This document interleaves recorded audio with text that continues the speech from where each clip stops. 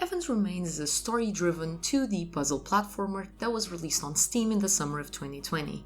In this game, you'll play as Dices, a young woman who has received a letter to search for a missing genius named Evan Goldstein. At first, her mission appears to be rather simple: explore a mysterious inhabited island with the help of her ally Nicola, find Evan and bring him home. However, Dices soon encounters a series of monoliths with puzzles on them, which seem to have been built by an ancient civilization. Surprisingly, she also realizes the island isn't as deserted as she was told, as Dices meets Clover, a boy who's there in the search of the Isle's artifact.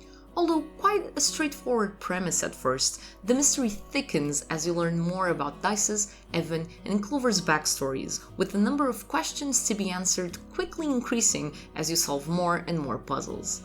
In each of these, your objective is always to be able to leap over a big green stone that's on the right side of the screen. To do so, you'll have to create a path that is high enough by rearranging a series of platforms that are part of a huge stone wall. The platforms disappear after being jumped off of, so to make sure Dices can safely jump between them until she reaches the green pillar, you'll have to use toggle stones. These are a specific type of block that is easily distinguished by its white markings and allow all the other platforms to change position. The ones that disappeared reappear, while the blocks that were previously free to be used as stepping stones recede into the wall. This is where logic is needed. To get the sequence of platforms right, you'll have to make sure the ones you need are available to be jumped on when it's time to skip over the green pillar. As the game progresses, you'll be introduced to other types of blocks that make the stages more interesting without necessarily increasing their difficulty. There's teleporting platforms that may help Dices get where she needs to, jumping blocks that conserve the momentum of your jump, sliding platforms, and stones that have the power to change the attributes of a particular block. Color coordination also comes into play, with green, blue, and eventually pink platforms only being moved by jumping on the respectively colored toggle stone. These new elements are slowly introduced one at a time, giving the player more than enough time to get acquainted with how they work. This slow learning curve mixed with the butter-smooth controls resulted in a very pleasant experience for me, as I never felt overwhelmed or frustrated with any of the stages, which is unfortunately something that happens often while I play puzzle games. Considering the simplicity of the puzzles, the addition of these different mechanics helped keep the stages feeling fresh and like a good break from the long story segments. Now, before I dive deeper into Evan's Remains story, I quickly want to tell you my overall thoughts on why you should or should not play this game. One thing that is extremely important to keep in mind when playing Evan's Remains is that it is much more of a visual novel than a puzzle game. Although the game follows a strict pattern of having story segments alternated by a sequence of 2 or 3 puzzles, the dialogue sections clearly take the spotlight here, as they rapidly outnumber the monoliths you encounter. Additionally, there was not a puzzle that I felt like presented a real logical challenge, with most of them being straightforward and pretty simplistic. Despite the introduction of new platforms, I never felt the difficulty increasing, as the majority of the puzzles didn't require much thought to be solved. I just started solving them without even stopping to think, and it just worked. Dices was suddenly over the green pillar, just as intended. This was somewhat disappointing, as I was expecting a bigger number of puzzles, as well as more of a challenge before I started playing Evan's Remains. This lack of difficulty mixed with the occasional puzzle repetition and the possibility to skip every single puzzle without ever being punished for it make this game's intentions perfectly clear. The story is what really matters. Evan's Remains' own characters even allude to the lack of importance the puzzles have, with Clover reminding Dices that she doesn't have to solve the monoliths, she can just go around them. Altogether, I believe this is pretty convincing proof Evan's Remains is not a puzzle game at its core, being much more closely related with a visual novel. Hence, I am unable to recommend this game to whoever is looking for a good puzzle game. With titles like Baba Is You, A Good Snowman is Hard to Build, and Steven's Sausage Roll, there's simply no point in wasting your time with Evan's Remains. On the other hand, if you're on the hunt for a short, compelling enough story mixed with stunning visuals, this might just be for you. Even though Evan's Remains narrative definitely has its flaws, I still believe the best way to appreciate it is by going in knowing as little as possible about it, especially considering that the story relies heavily on plot twists. Thus, for those of you who wish to still enjoy what Evan's Remains has to offer, I highly encourage you to stop this video right now, as I'll be getting into the plot's details in the next section. Evan's Remains' narrative is presented to the player as simple as can be. You just need to find Evan. However, the story quickly proves itself to be more intricate than that, as you start to uncover new information in meeting new characters. Let's start from the beginning. Dices is hired by Upbring to find Evan Goldstein, who has been missing for a couple of years. Upbring appears to be a big tech company, with Evan being their golden boy, having had a hand in the creation of portal technology. After disappearing for quite some time, Evan sent a letter to Upbring containing the coordinates of his location and saying that he specifically wanted Dices to come find him. Although clearly confused as to why she was called for this job, but also clearly motivated by the money, Dices sets out on this adventure with Nicola, an Upbring employee that communicates with her through some sort of device. While exploring the tropical island, Dices meets Clover, a tight-lipped young man who seems to always be scribbling away on his notebook. As the relationship grows, you learn the reason behind Clover's stay on the island. He's trying to find a cure to save his baby sister, Dices, who is not to be confused with this Dices. They're different people. Motivated by this, Clover sets his sights on this deserted island's artifact after a friend left him a notebook with its coordinates and a way to crack the island's code, in which each monolith represents a different word. This friend is no other than Vincent Vaughn, a troubled young man that we get to meet through a series of flashbacks to Clover's childhood home. But we'll talk more about him later. Back at the island, Dices and Clover become aware of a strange, mysterious presence that appears to be following them. This is revealed to be Andre, who claims to just be another puzzle enthusiast who's been tipped off about the island's secret. Although Dices isn't entirely sure about Andre's character, she and Clover let him go after he assured them he hadn't been following them and was just on his way back home. Finally, Clover and Dices reach the last monolith and solve the island's riddle, which, much to Clover's dismay, unveils that there's no artifact that he can bring home to his sister. Instead, the island itself is the artifact, implying that in order to become immortal, you must be on the island. Incredibly disappointed and upset, Clover finally reveals to Dices that he too is sick, with him and his baby sister both suffering from an hereditary disease that also took their father's life.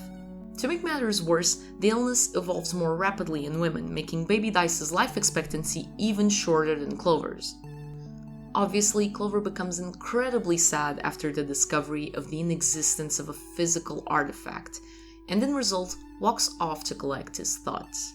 This is when Andre appears to Dices once again, revealing one of the major plot twists of the story. Dices is nothing more than a paid actress. Andre explains that Evan adored Clover and wanted to make sure he left this world with a present. Hence, Andre reveals that he altered the message spelt by the monoliths and hired Dices to find Evan, although that wasn't really her mission to begin with. As Dices puts the pieces together, she finally reveals to Clover that her name is Dices, as for the entirety of their time together she's been known as Vanille. She lies to Clover with all her might, saying she in fact is baby Dices, all grown up, and that this meeting between them is only possible because the island is stuck in time and Clover has been stuck there for years. Dices also tells him that during all this time, she has been growing up normally in the outside world and apparently never carried the disease in the first place.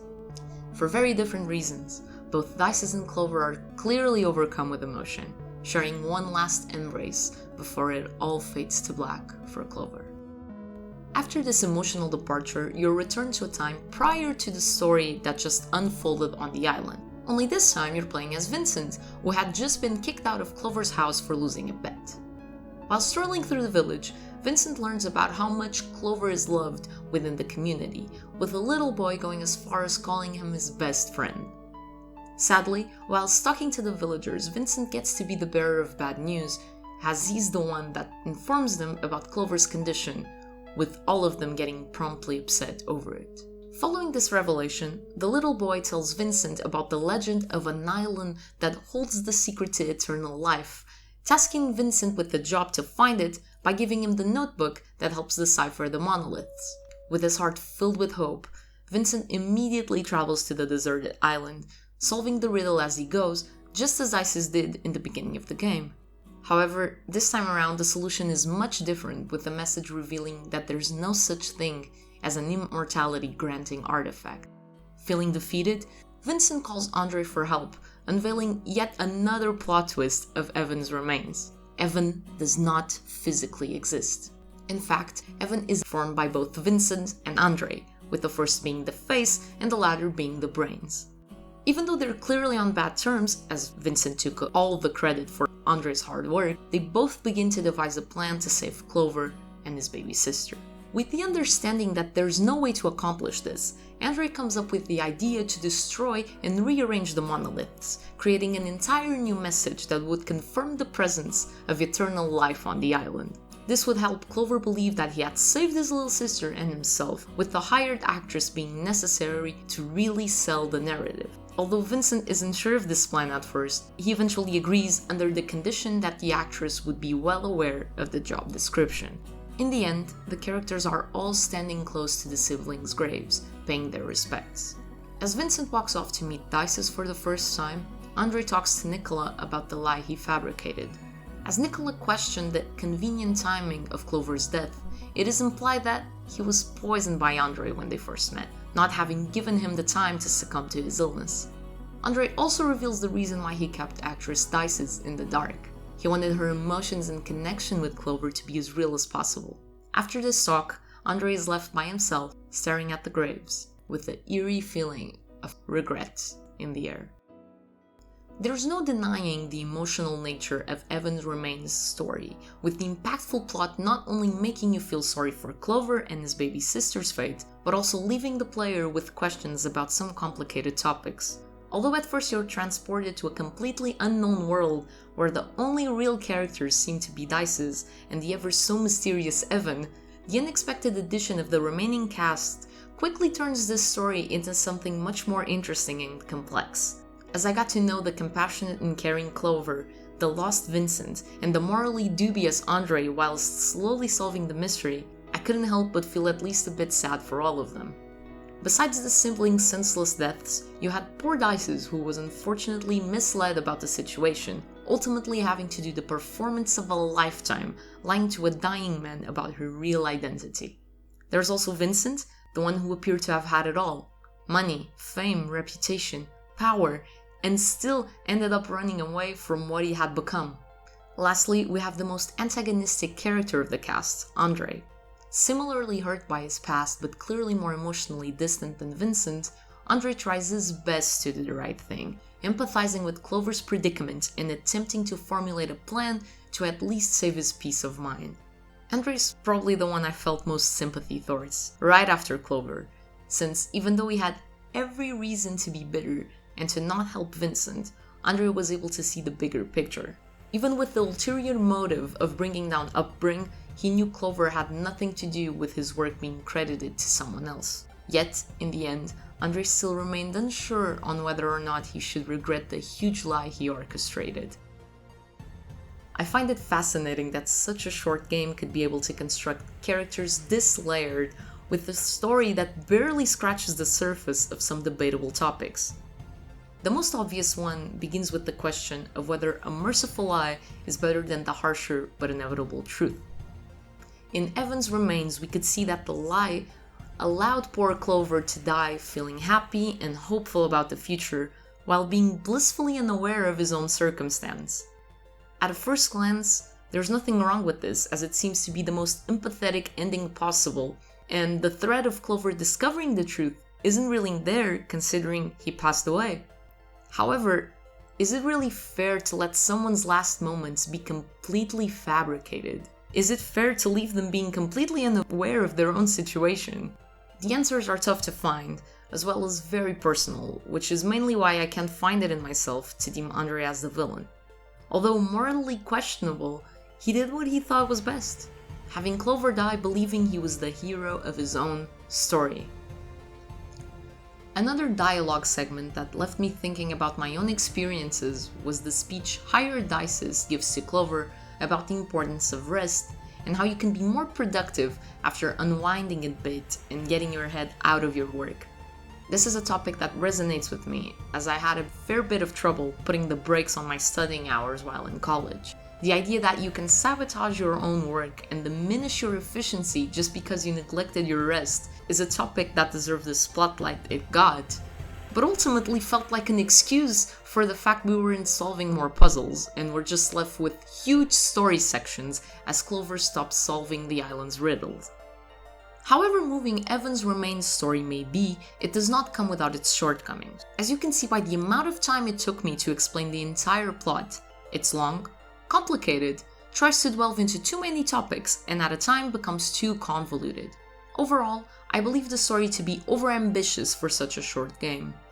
With its playthrough clocking in at around 3 hours, Evan's Remains does not leave enough time to answer all the questions it raises in the first place, with its ending feeling rushed and somewhat unpolished.